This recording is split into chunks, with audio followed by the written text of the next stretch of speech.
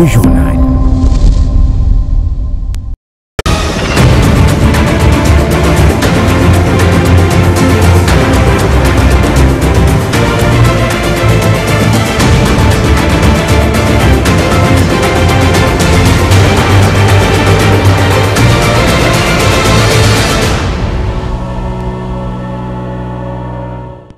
Nouveau journal sur la RT Duc. Mesdames, Messieurs, vous nous suivez de partout, vous faites bien. Tout de suite, le titre. Amélioration de la qualité de l'enseignement au complexe scolaire Saint-François de Sales. Une nouvelle approche pédagogique a été instaurée. Il s'agit de l'approche de leçon modèle, une méthodologie qui permet de susciter les compétences des élèves. Et puis, vous suivrez également dans ce journal la réaction de quelques journalistes congolais suite à l'agression rwandaise perpétrée dans la partie est de la RDC. Une question qui existe il y a de cela plus de 20 ans.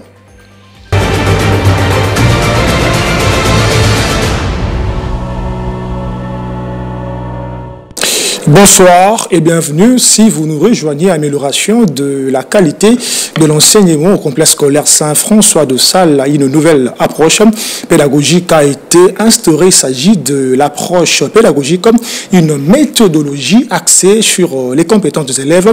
Hervé Bokama nous en dit plus.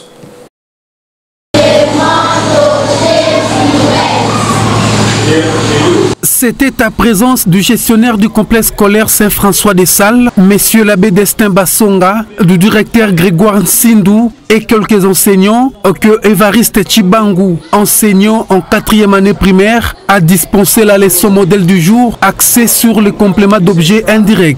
Dans les soucis d'atteindre son objectif, il a utilisé la méthode participative active afin de faire comprendre ses élèves comment trouver les compléments d'objets indirects dans une phrase. Nous avons appris aux enfants comment découvrir les compléments d'objets indirects. C'est dans le français, dans une phrase, que les enfants parlent chaque fois. Ils ne connaissent pas quel est l'élément qui compose leur français, leur phrase qu'ils sont en train de construire. Maintenant, nous sommes en train de leur montrer chaque élément qui compose la phrase. Nous avons débuté avec les sujets, nous avons cheminé avec la base, comment on peut trouver la base, comment on peut trouver les sujets, comment on peut trouver aussi les compléments d'objets directs. Et aujourd'hui, c'était les thèmes sur les compléments d'objets indirects. À l'issue de cette leçon, Monsieur l'abbé gestionnaire a apporté quelques remarques en rapport avec la leçon du jour. Donnez-moi les verbes à l'infinitif ici. Alda Mapela, enseignante dans cet établissement scolaire, salue cette initiative. Le système que les gestionnaires de l'école ont instauré, nous apprécions ça.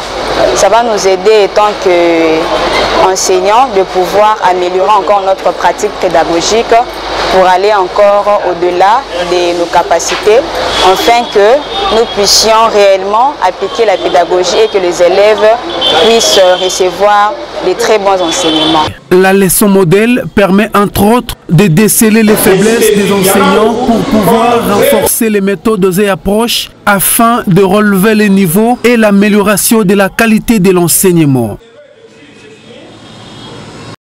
Parlons autonomisation de la femme. C'est dans le cadre de la Journée internationale de femmes et filles aviateurs, célébrée le 11 février de chaque année, que les complexes scolaires Israël s'est fait l'honneur d'inviter Mamicho Mpocho Lobo, directrice générale adjointe de Congo Airways, troisième femme pilote congolaise dans l'histoire de l'aviation civile de la RDC et activiste de droits humains. C'est livré à une panoplie de questions auxquelles elle a donné de réponses satisfaisantes sous les acclamations de l'assistance. Astrid Doumbouyi pour ses reportages. Le complexe scolaire Israël a organisé ce jour une séance d'échange éducative entre les élèves de cet établissement et la DGA de Congo Airways et membres du conseil d'administration de l'autorité d'aviation civile. C'est là, en marge de la Journée internationale des femmes et filles des sciences, célébrée le 11 février de chaque année. Ces échanges entrent dans le cadre d'un programme de cette école dénommé « Parler pour inspirer ». Les préfets de cet établissement expliquent. C'est dans le cadre d'un programme que nous organisons ici, qui s'intitule « Parler pour inspirer ». Le programme consiste à inviter un spécialiste dans un domaine et les rencontrer avec les élèves pour que les élèves bénéficient de son expérience. C'est ce qui a été le cas aujourd'hui et nous étions très flattés de sa présence et je crois que les entretiens ont réellement inspiré les enfants. Mamicho Ponchilobo, troisième femme pilote congolaise de l'histoire de l'aviation civile de la RDC et DGA de l'entreprise d'aviation Congo Airways, Léopard Volant, comme elle aime bien se faire appeler, a trouvé les mots justes pour sensibiliser ses élèves. J'ai essayé de partager mon expérience en essayant tout de même à éveiller la conscience de ces jeunes filles qui aujourd'hui devraient plutôt se lancer dans le métier d'avenir. Les métiers d'avenir, c'est évidemment les métiers de sciences, technologie, ingénierie des maths, dont je fais partie. Moi-même, je suis pilote. J'ai essayé de conseiller à ces jeunes de choisir un bon métier et de bien le faire, s'armer déjà de l'intégrité et des valeurs constructives, parce qu'on a besoin de toutes ces énergies pour un Congo nouveau, un Congo développé. Et plutôt ça, ma petite expérience partagée avec ce jeune. En signe de gratitude, le complexe scolaire Israël a offert à leurs invités un tableau de peinture. Au sortir de la salle de classe, la numéro 1 de Congo Airways est allée signer dans les livres d'or de l'école au bureau du promoteur de cette école. Mamicho a dit toute sa joie de se retrouver face aux écoliers et la pertinence de leurs questions. C'est par une photo des familles et un mot indélébile inscrit dans le livre d'or de cet établissement scolaire que cet échange s'est clôturé. On en parle encore dans ce journal. Madame, Messieurs, agression rwandaise dans la partie est de la RDC. Cette situation tire son origine dans les génocides de Tutsi au Rwanda de 1994 ainsi que les événements liés au Burundi qui occasionnaient le déplacement de milliers de personnes d'origine ethnique Hutu au Zaïre de l'époque. Parlant de la toute dernière agression du mouvement terroriste AM23 perpétrée dans le Nord, Kivu n'a pas laissé les journalistes sans mots. Ces chevaliers de la plume ont encouragé leurs confrères à travailler de mèche avec l'armée congolaise. Les conflits en RDC trouvent ses origines dans les génocides des Tutsis au Rwanda de 1994, ainsi que les événements liés au Burundi, qui virent des centaines de milliers de personnes d'origine ethnique Hutu fuir ces deux pays pour l'est du Zaïre. La situation sécuritaire demeure particulièrement instable dans l'est de la République démocratique du Congo, au nord Kivu, aux alentours de Goma et dans le territoire de Nirangongo, Rutshuru et Masisi depuis plus de 20 ans. L'agression rwandaise qui s'est produite récemment n'a pas laissé les professionnels de médias sans mots. Un rôle, aujourd'hui, disons-nous les vérités ou disons-nous la vérité en face. Il y a des médias pro celui-ci, il y a des médias pro celui-là, d'où j'en appelle également à la prise de conscience et à ce sursaut patriotique de la part de nos dirigeants politiques. Ce que je propose, ce serait que la presse accompagne véritablement nos forces armées. Parce que Wagner, lorsqu'il va dans une zone à conflit, qu'est-ce qu'elle fait? Elle communique au fait par des vidéos de persuasion.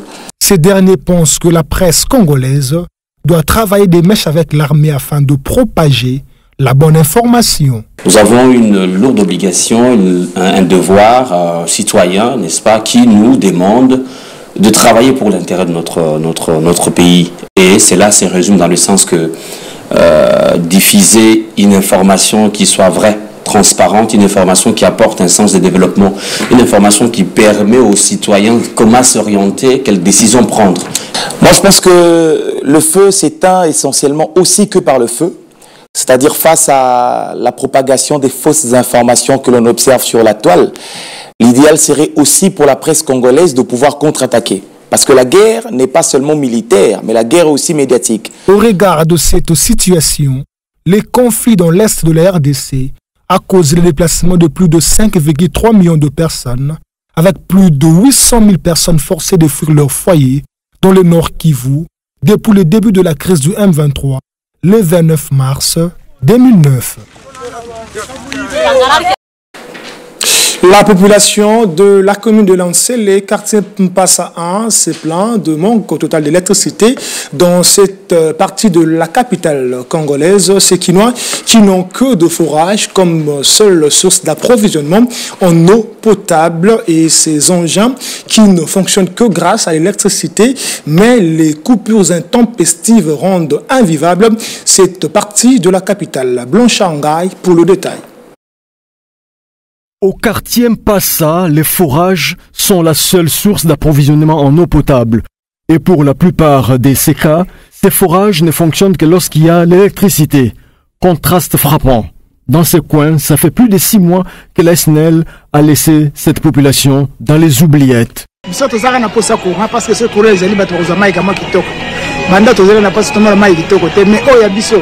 D'abord, les industriels, les bureaux de Salamaboko, et Zokokana, les Alanama Yakura, pour courir, c'est population de la Katiapassa, pour vivre comme moi. De Tozo le Belango, chaque fois, Tozo Belango Balamini, mais Tony, cette fois, Salama, Pendia à l'actif, pour Tozo la Kati. Et ça la Pendia qui passe Tozo le Belango Balamini, comme ma routine était, parce que tu le levé comme ma routine, et Zamalamte. Pour que ça soit mon courant pour battre, mais qu'on vive dans la Mama bien, pour vivre comme moi. Certains pensent même que les responsables de la SNEL sont des connivences avec les tenanciers des bars et terrasses qui, à chaque fois que se joue un match ou se déroule un événement important, coupent l'électricité pour inciter tout le monde à se tourner vers des bars ou terrasses afin d'avoir des dividendes qui s'en dégagent. Souvent, les tenanciers des bars et terrasses s'entendent avec certains agents de la SNEL lors des événements importants comme le match. À quelques minutes du coup d'envoi, ces agents coupent l'électricité sans raison. Les autorités doivent revoir ces genres de choses. Comme l'eau dans ce coin dépend de l'électricité, la SNEL est appelée à améliorer la qualité de ses services pour le bien-être de la population d'Mpassa. Restons toujours à Kinshasa où certains coins de la capitale congolaise présentent des configurations inappropriées sur les plans de l'environnement car des avenues Kassavubu et Commerce, vous n'allez pas le croire, ces avenues se trouvent dans un état de délabrement très avancé, un constat de Toussaint Bonda et Roger Marley Lukunga. Un constat désolant provient du croisement des avenues Kassavubu et Commerce dans la commune de la Gombe. Sur place, l'eau de pluie ne trouve pas de canalisation pour son évacuation rapide. C'est le constat fait en ce jour. Cette situation provoque un désagrément pour les usagers de ce coin de la capitale. Les véhicules, motos et passants ont tant de difficultés à passer paisiblement. Ajoutez à cela des mauvaises odeurs, ainsi que la saleté des tables des vendeurs longeant ces avenues dans la commune de la Gombe. Les trafiquants sont obligés de faire leurs activités dans ces conditions désagréables. Non seulement les eaux de pluie, mais aussi celles usées des habitants des immeubles avoisinants provoquent aussi des problèmes. À noter que l'assainissement de la ville est l'une des attributions du gouvernorat provincial de la ville de Kinshasa qui a l'obligation d'intervenir le plus vite que possible pour résoudre ce problème et permettre la fluidité des utilisations de ce coin de la capitale. Surtout que cela se situe non loin de l'hôtel de ville de Kinshasa. C'est un problème à suivre de près. Faisons à présent un focus sur le quado, ces métiers de réparation, d'entretien ou vente des pneus. Ces travaux occupent de plus en plus de jeunes Quinois et leur permet de survivre. Blanchangaï a rencontré certains d'entre eux en Lancélé. Regardez. Dans la commune de Lancélé, si certains jeunes négligent ce métier de quado, d'autres par contre en ont fait un véritable business qui nourrit leur famille.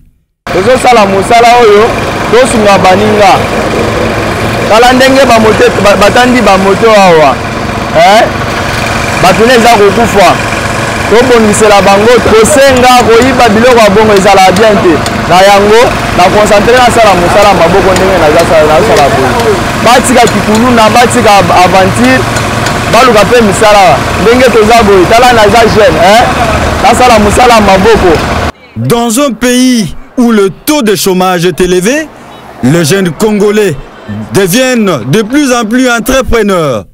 Question de lutter contre la paresse et assurer leur survie pour devenir utiles à la société. Page d'histoire dans ce journal, madame et messieurs, l'un de grands partis politiques congolais totalise 42 ans d'expérience. C'est jeudi 15 février. Il s'agit de l'Union pour la démocratie et le progrès social UDPS, créé en 1982. Une occasion propice de se concentrer sur les personnages qui ont incarné la longue lutte de ces mouvements. Il s'agit d'Etienne Tshisekedi Wamulumba, proclamé également héros national de la RDC. Roger Marley nous retrace son parcours dans ses récits. C'est effectivement une journée de fête pour le premier parti de l'opposition de la République démocratique du Congo, l'Union pour la démocratie et le progrès social UDPS, créé le 15 février 1982. À ces mouvements politiques de la République démocratique du Congo s'associe l'image d'Etienne Tshisekedi Wamulumba, le charismatique leader, proclamé héros national après son décès en 2017. Premier Congolais docteur en droit en 1961, Etienne Tshisekedi, né en décembre 1932, a été actif pendant la Première République et plus tard, au début de la Deuxième République au Zaïre. C'est pendant la conférence nationale souveraine que son aura a éclaté, l'amenant à être élu Premier ministre en août 1992. Etienne Tshisekedi s'est également illustré à diverses rencontres visant l'avenir radieux du pays, notamment le dialogue intercongolais en 2002, et la rencontre qui a pondu l'accord de la Saint-Sylvestre en 2016. Dr Tshisekedi, père de l'actuel chef de l'État Félix Antoine Tshisekedi, est décédé le 1er février 2017. Bonne fête aux militants de l'UDPS. Parlons maintenant de bienfaits du citron, de son nom scientifique Citrus limon. Le citron est connu dans le monde entier comme le fruit le plus acide, un agrume de la famille de rutacées qui s'avère être un atout pour la santé humaine. Découvrons ces bienfaits dans ces récits de Sarah Meta et Melissa Misengabo.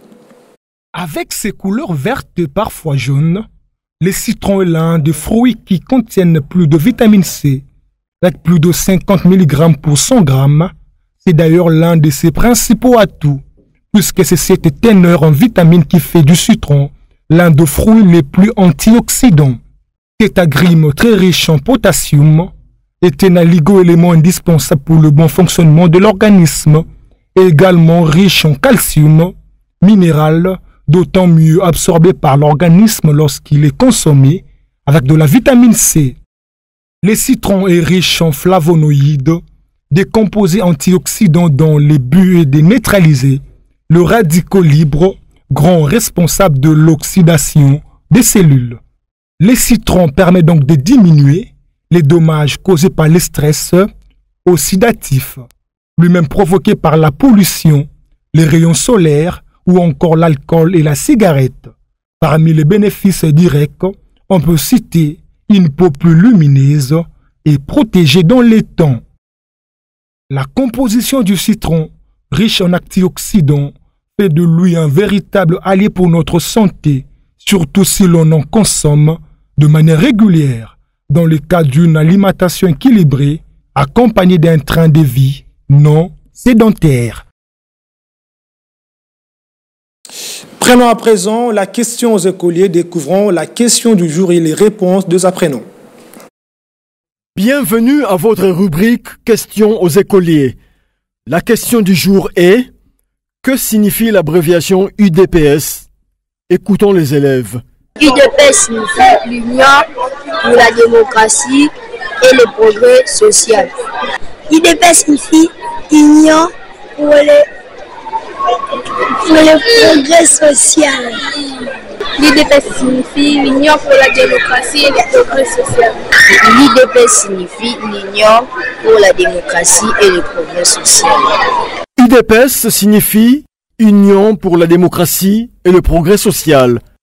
C'est aujourd'hui la date de sa création, il y a 42 ans. C'était en effet le 15 février 1982 que des parlementaires zaïrois hostiles au régime d'alors ont décidé de mettre sur pied un parti en plein exil en Europe dénommé UDPS. L'image d'Etienne Tshisekedi lui est associée, proclamé héros national. Ne nous quittez pas, la revue de presse de Christine Chibuka, c'est tout de suite.